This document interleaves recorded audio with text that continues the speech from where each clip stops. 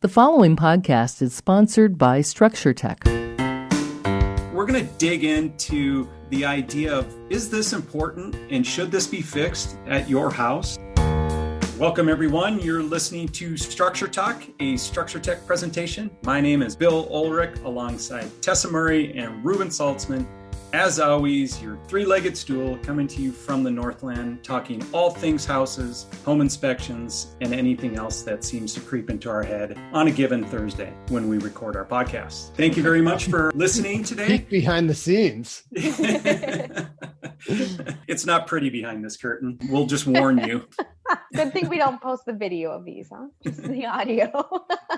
Just the audio, yes. The editing of the video would be more than one person would ever want to take on a given week. But thanks, everybody, for joining us today. We're going to dig into the idea of, is this important and should this be fixed at your house? You know, how severe is this? How urgent is this? And Tessa is going to share, her mom and dad just moved into a new house, and they have a laundry list as long as the table of things that probably should be done or could be done. And they're wondering, how big of a concern are all of these things? On today's episode, what we're going to do is just go through your mom and dad's punch list of to-dos and grade them out and see how much the hair on the back of your neck stands up, or if it even moves the needle in the slightest way. Well, you know, I was down in Austin for IEB Unite last week, and that is when they moved into this property. And I mean, it's a nice property. I think it was built in 2006-ish. And it's in a small town in Minnesota, and they moved in. And after they moved in, you know, they started kind of discovering these things and having these questions. And so when I came back from Austin, I came up to see their new place, and right away they kind of put me on, you know, like inspector duty to go through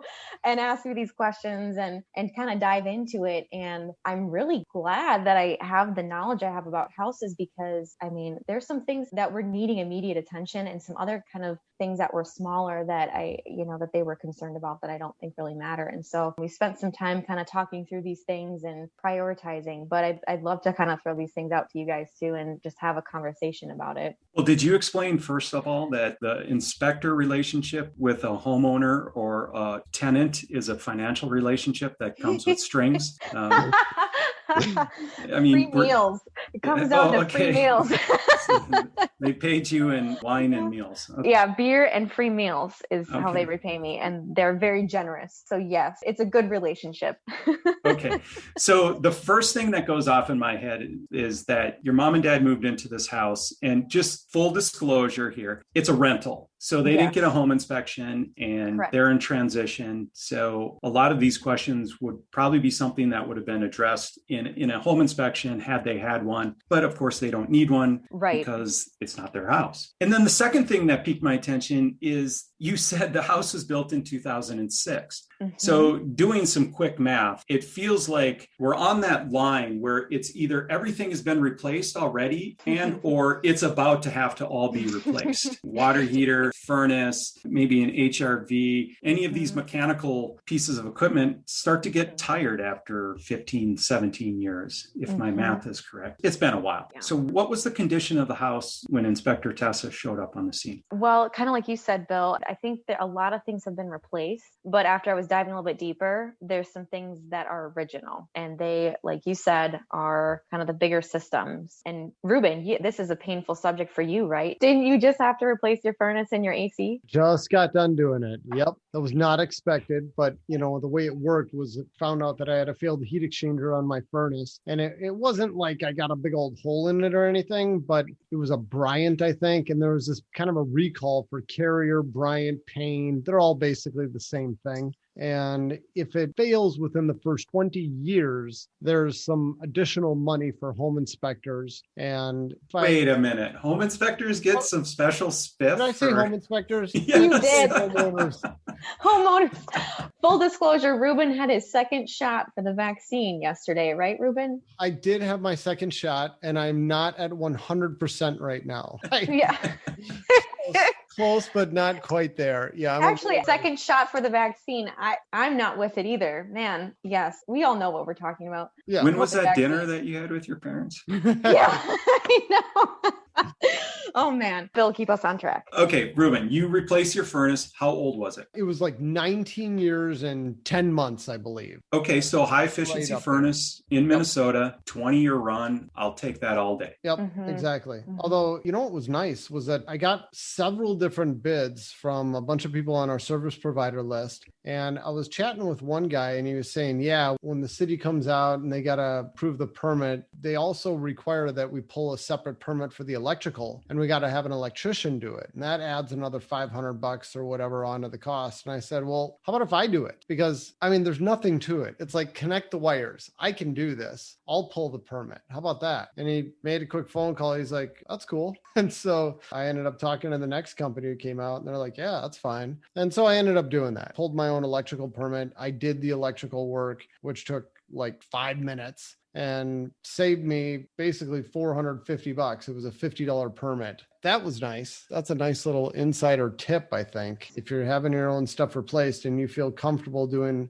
a very, very small amount of electrical work, if your HVAC contractor is comfortable working with you on that, I thought it was a nice way to go. One thing you said too, I know we're getting down a rabbit hole, but I just wanted to mention, this was really cool. You had, what did you say, 6 contractors come out? Or you got had 6 six bids? of them. Yep. How many of them did a manual J calculation? One. One of them Yes. did that.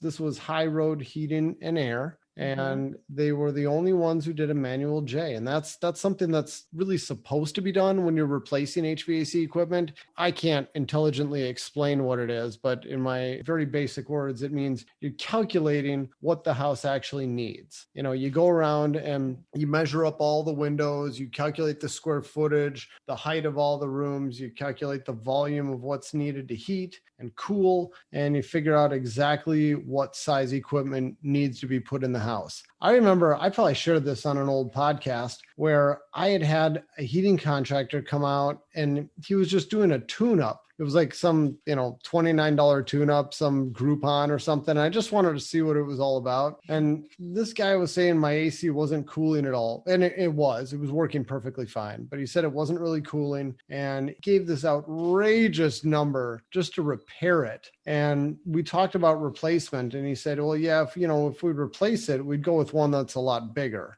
And I was like, oh, I mean, my eyes just kind of bugged out. I said, well, why? And he's like, well, it'll cool your house better. Oh. And it's like, we've talked about this so much. You don't want to oversize your equipment. It just means that it's going to run for a very short period of time. Nothing in your house is going to get any of that latent heat, and it's going to return to its original state very quickly. It'll cool down quickly, or it'll heat up quickly, and it won't stay there. And your equipment constantly cycles on and off. So it's not good to have oversized equipment. You want to have it properly sized. For the people in the South listening to this, if you've ever been in an air conditioned house and the AC kicks on, it turns off real fast and you feel all clammy and sticky and it's cold, that's like an oversized AC, right? Yep. Side effects of that. Yeah. Well, let's put a bow on that conversation. Reuben, did you pull out your home inspector badge and flash it at this clown who showed up at your house to give you a lesson that you knew you didn't need? Chase him out of your driveway, shaking your fist in the air. Don't you ever come here again? No, I was completely intrigued. I was nodding, wide-eyed, smiling. Really, it cools better. Wow, this is amazing. That's kind of all I said. I gave him a big smile and I thanked him for all the extremely helpful information. That's all. I'm not there to settle their hash. Gotcha. Well, okay. Their hash is theirs to cook. That's okay. Right. Okay. All right, Tessa, let's get back to your mom and dad's house. So what was the biggest thing that you noticed and you're like, Well, it was funny. Right away, my mom had a couple things that were really bothersome to her. One thing was that her sink in her bathroom, the stopper didn't work. She's got like hard contact lenses. And so she fills up the sink with water every night and washes them old school. And so that's like a super important thing to her, is to have a stopper that works. And also the drain was really slow too. And so, that was like the top of her list. And then the other thing was she noted there was a door in the upstairs bedroom closet door that she couldn't open and wasn't latching properly. So that was on her list too. Did you just yawn and walk out of the room? Give me a call when you got a real problem.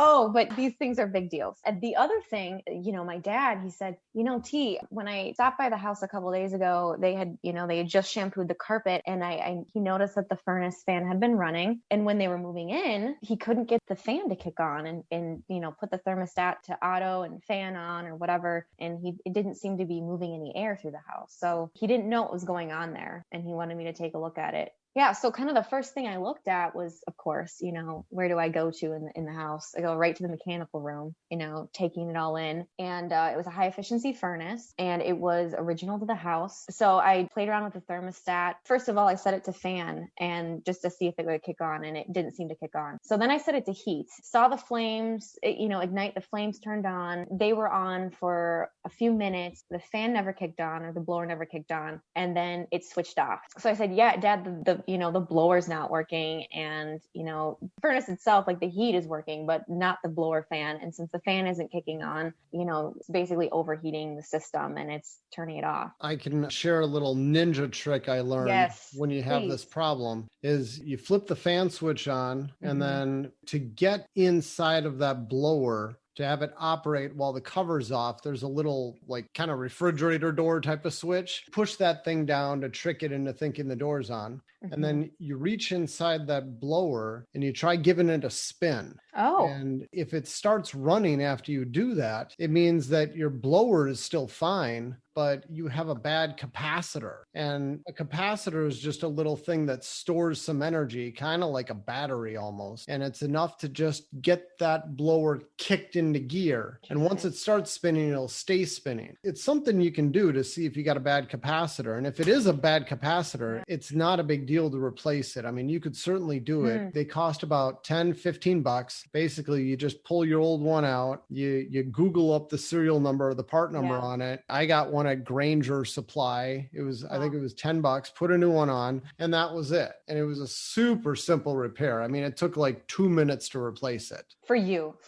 Okay. maybe 5 minutes for anybody else. The point is, it was a simple fix. Well, so here's a question for you, Reuben. If you don't hold down the safety switch, on the lower blower compartment door, can you still test to see if that's working or not? Like, do you have to hold the switch down to see if you can kickstart the fan? Yes, you do. You have to hold the switch down. Okay, so if you don't hold the switch down, that test won't work. That's right. What we find on a lot of furnaces is the door doesn't really engage very well. And so somebody has gone in and they've just taped it shut, or they put a zip tie over it. We see that a lot. Right.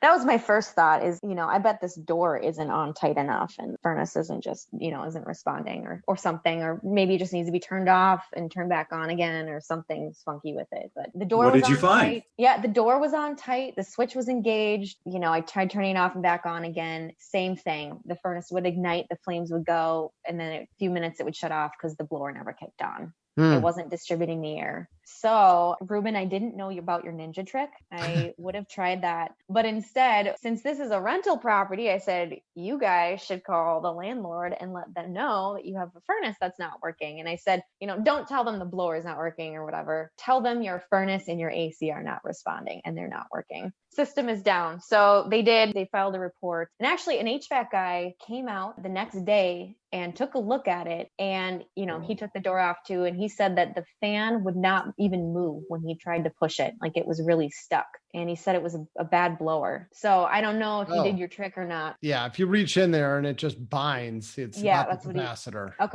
That's what he said was going on. So he had to order some parts and come back out. There's some other issues going on too. There was some rust on the inside, some potential leaking and other things. So he basically said, this furnace it's lucky to even still be working, that I can get parts for it, because he says that like these days, if a furnace makes it 15 years, it's good. He doesn't even say 20 years anymore. He says 15. Wow. I'll just throw out there, in case anybody's wondering, if you got to replace the blower on a furnace, it's typically about a $500 job. Ooh. Yeah. So that was the first thing. And then that led me to looking at, there's an HRV in this house, which I was actually really impressed about. And so weren't they required at that time? 2015, I think, here in Minnesota for the energy code. And I might stand corrected, but no, you're right.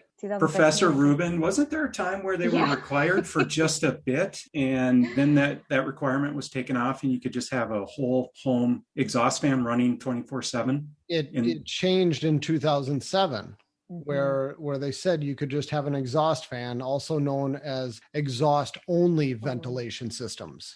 Yeah, in 2007 we went to that. So that this was here right in before our then. great state, right? Yeah. Okay. All right. So you go in the HRV. What'd you find there? Yeah, all sorts of goodness. No, actually, it was funny. I had to get a step stool to get up and unlatch the front cover of it. And I told my dad, I said, stand back and close your mouth because you never know what's gonna come out of these things, And I opened up the door, and all of a sudden, like all this kind of like this debris and like dead bugs fell out on me. And he's like, oh my gosh, is that a bird's nest in there? What is that? Because there was so much grass and dead bugs and gunk in there that I don't think this thing has like ever been cleaned out before. I bet you're right. Like years and years worth of just stuff in there. Well, especially under the care of tenants, right? Who right, might not even realize what that box is. As we know, as home inspectors, even homeowners don't know. And, we see them in new construction a lot, and the builders don't necessarily educate the homeowners, and the homeowners don't understand. And so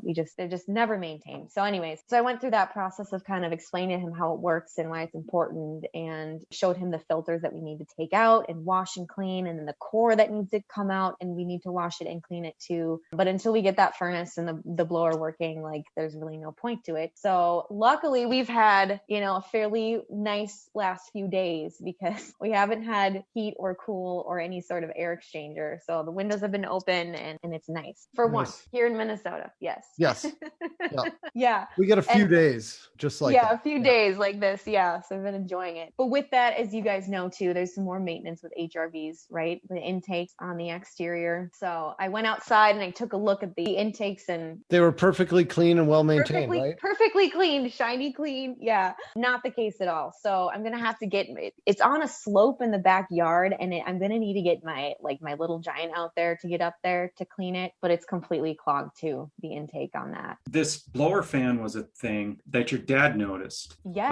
But okay, so those are two fairly urgent and I don't want to say severe, but they're urgent issues because you want that mechanical equipment working. Yeah, if it was really cold outside or really hot outside, they wouldn't have heat or cool when they moved in. So you're going back to your mom's punch list? Yeah. What else is she concerned about? Well, so that led to kind of looking at some of the exterior hood vents on things. And I noticed that there were a lot of wasp nests in these dampers. I know. No.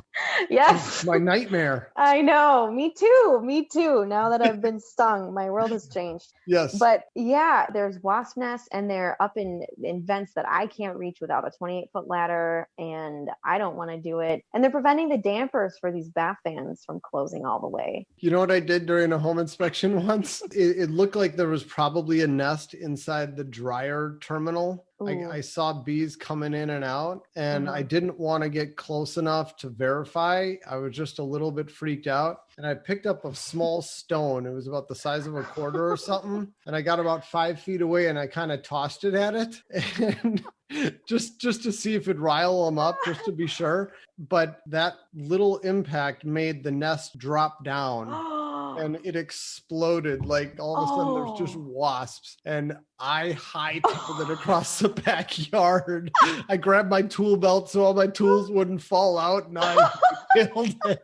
Oh my gosh. Did you get stung? No, I did not. No. Oh my God. It went so fast. Oh, that reminds me, I had a similar situation. I think I was with Jeff when he was in training, and I opened up a service disconnect box for an AC unit on the outside. Yeah. And there was a wasp nest in there, and it was active, and there were wasps flying all. It was a hot summer day too. And as soon as I saw that, I bolted. I took off running. I just took off so fast that all my tools were flying out of my tool belt as I was running across the yard.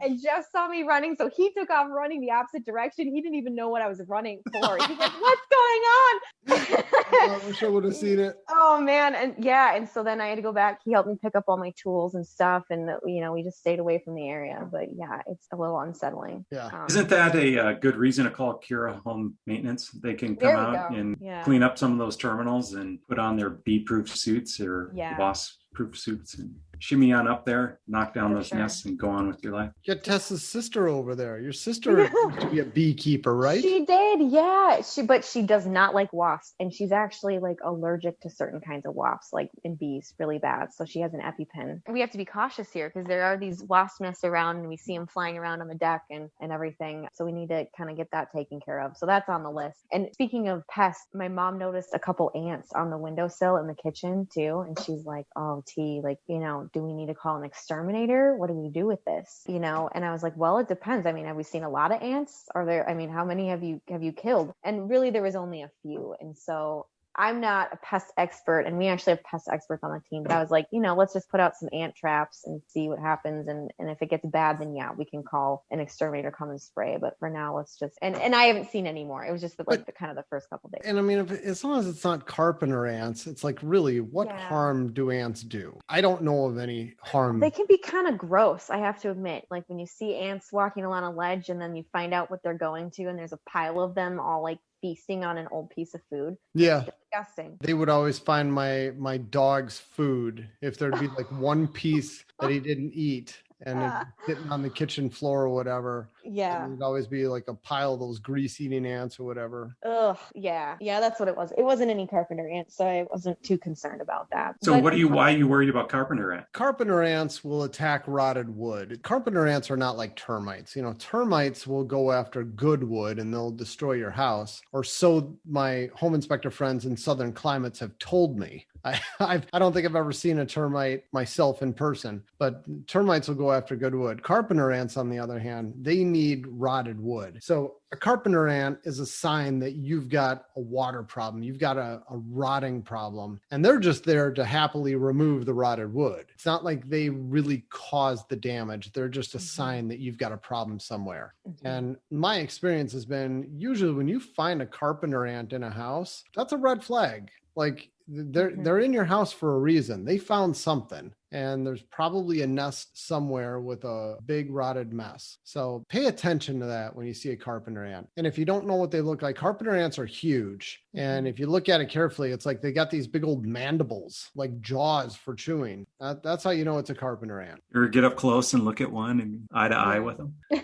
I've got the greatest picture ever taken of a carpenter ant. I'll put it in the podcast notes. And I did that. I put my camera lens like right on top of them, and it's professional grade photography, Bill. Nice. Oh, did you put that awesome. picture in the report? I did. Yeah, I was proud of it. Okay, so the ants were not urgency. There's no Yeah. urgency to the ants, and we're not concerned with any sort of severity on this. Right. Yeah. I'm just kind of keep an eye on it. Along those lines, they noticed too, after they moved in, the lights on the front of the garage on either side of the garage door were not turning on with any of the switches. And so, it could be burned out lights or could be something else. Not quite sure. Haven't taken the light apart to put in new bulbs. Maybe it's an easy fix. Maybe it's something else. And also I'm going with the former. Yeah, let's hope so. Yeah. And also another thing, kind of minor, but affects quality of life. They're missing the screen door on their back sliding doors onto the deck. And so, you can't have the door open, all these wasps flying around. No. So yeah, so that's another thing on the list. But it was funny because I was like, well, there is something I can help with. I can help with the slow drain and the stopper, right? So Yeah, I'm dying to know how you fix this. yeah. So, well, first of all, I'm messing with the stopper and it's not really working. And I have to say, I've never had to replace a sink stopper mechanism before. So I consulted the Google. And first things first, like to clean out this slow drain too, is I took the stopper out and I took it apart, threw it out. I don't know what you call these pieces on the back of the drain, took that part open, was able to pull out the device that kind of holds the stopper in place and moves it up or down. So Yeah, that little rod-like thing. yeah, it's like a rod. Yeah, pulled that thing out. And then I was able to pull the stopper out, and the rod was like completely corroded. Like it was corroded. It was very thin and very flexible. So it had, it wasn't moving the stopper up and down. It was probably going to break any second. So first things first was like cleaning out a nasty drain, right? With not my hair and not my gunk in it, which I did. But my mom repaid me with a strawberry milkshake from Culver's. So that was okay. But the other part of it was I needed to get a new rod. So I went to the hardware store, and there's an older gentleman there, and That's gonna be me someday, by the way. when I retire, I will be that older gentleman working in the hardware store. Guarantee it. Yeah.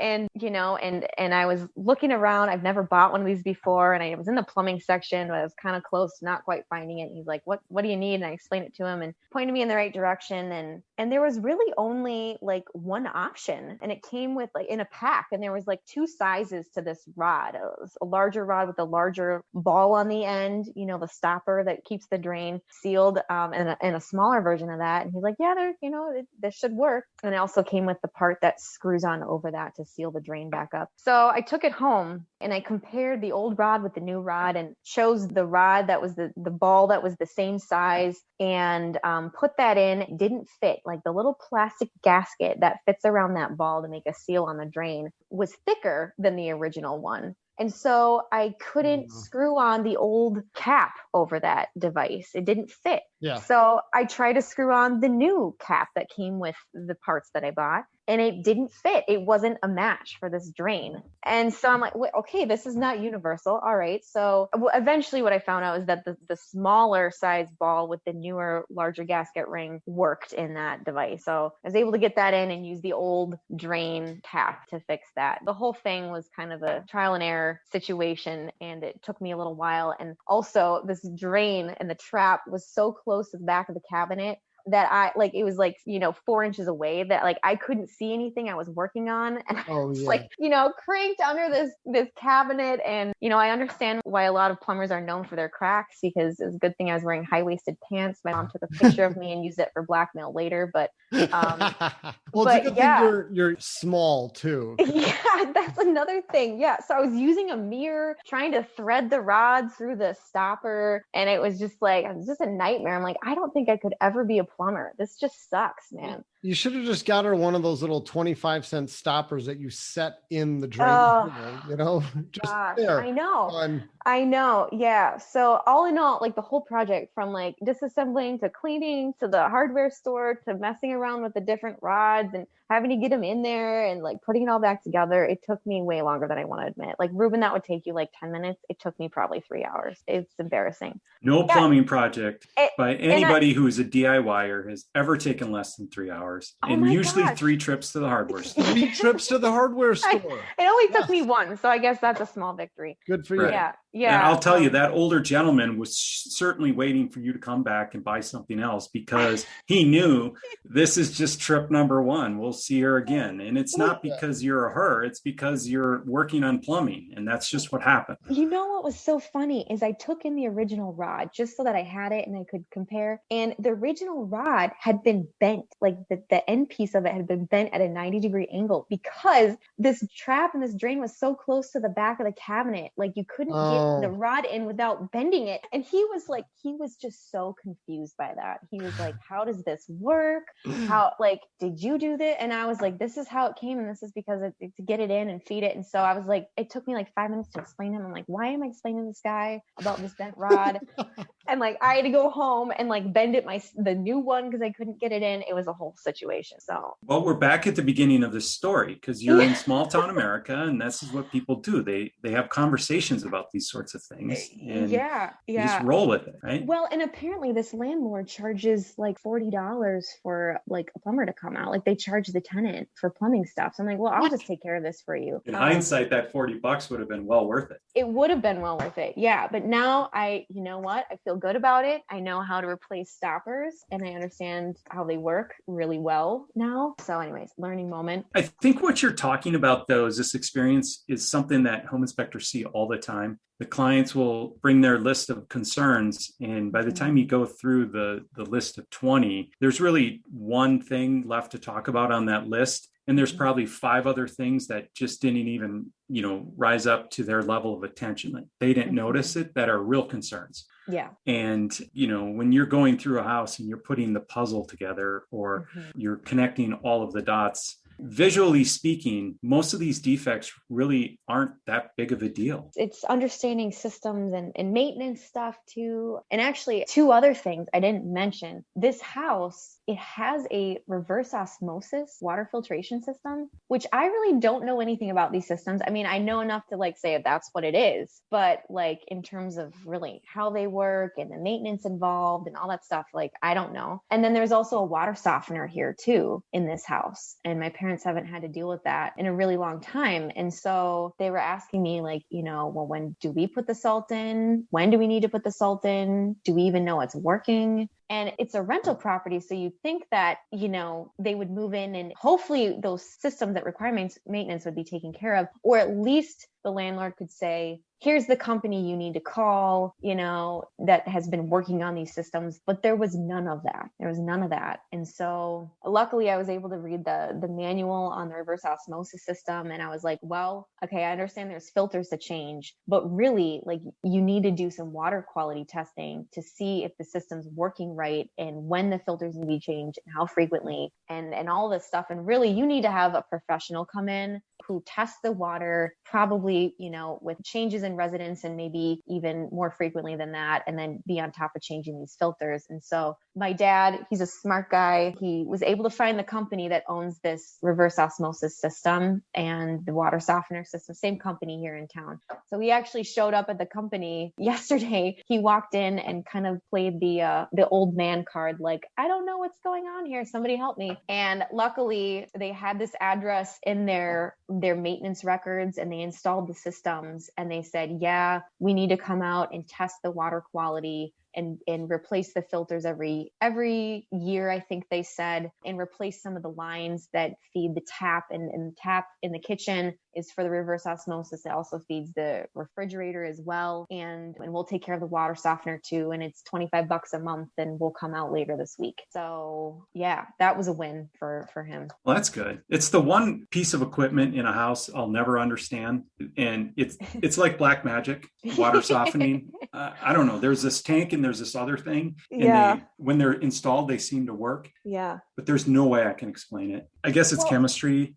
It's funny too. I was telling my parents, Reuben, we were at your dad's house a couple weeks ago with the trainees and we were just inspecting it, practice inspection. And your dad has a water softener. And at Structure Tech, we carry around these water hardness test strips, just ones you can buy from like the hardware store to just see what the water hardness level is. And so we did that. We tested the water and it was hard and there was salt in the tank and, it was plugged in. It seemed to be functional. So we tested it every single bathroom just to see. Every single bathroom had hard water. And so we told your dad and he's like, that's crazy. I just had the maintenance guy come out and he like added salt and recharged the system and tuned it up like 2 weeks ago and it wasn't working right. And like your dad. Well, maybe it was, and those strips just didn't give you the right answer because that's a pH test that is happening on that strip, right? It was all the water was hard. Yeah. Or there's only so much that it will put out of soft water. I mean, once you've run so much water, you have depleted your soft water supply and it's going to run hard until it runs in a regenerate mode again. It doesn't give you an endless amount of soft water. So I suspect that when you guys were doing the testing, it had simply just run out of soft. I don't know what to call it. That's something that, I mean, if you're testing the showers and the tubs and filling them up, like that's going to deplete the amount of standard amount of water you have that's softened in most houses. And, it'd probably be best practice just for any home inspector to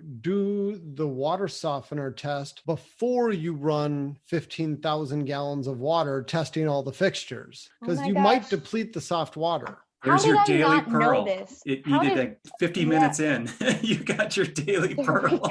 If you're still with us. Reuben, oh my gosh, how many water softeners have I tested that maybe I said that it was hard water and they weren't working and it's just because I ran a ton of water and tested it at the end. Now I feel stupid. Well, we should get Brady Androff. He's the guy that I use for my water softener needs. He did a class for our local ASHI chapter, which was really good. We should have him on as a podcast guest. Or have we already had him on? Yeah, we talked to Brady. Oh, that's You yes, are we in a did. fog today. Oh, I did. That is very unlike Reuben. Very unlike Reuben. Reuben, you're looking a little peaked over there. Oh boy, All right. With that in mind, I Look think at we're the going to put a time. wrap on It's time today's to wrap. episode. Yes. Yeah. Well, one thing's Yeah. for certain, most people's, when they're so freaked out by this process of buying a home and getting an inspection, a lot of times their concerns aren't concerns, and what they should be concerned about, they're not concerned about. And so it's a good thing that these events take place. And I'll still never understand water softeners. And I'll say that the reason that Neil's water was hard is because he's known to take several long showers each day. So No, Bill, you're close, but I know what it was. But hold on, no, I don't know what it was. But he takes a bath every day. At the end of every day, he takes a bath. He takes a hot bath. I think he does it in the summer too. That has always been his thing my entire life. He loves it. But I was thinking he just got a hot tub, and maybe he was filling his hot tub and he depleted it. But no, I don't think the hot tub was full because we did check. Yeah, I don't think it was. and even if it was, he would have been filling it with the outside spigot. Yeah, and that's going to be that's not unsoftened water. So yeah, never mind. not softened. all right, certainly nobody is left listening to this. So I'm going to put a wrap on today's episode. We got a little long in the We're tooth. talking about Yeah. Neil's bath time. Sorry, Neil.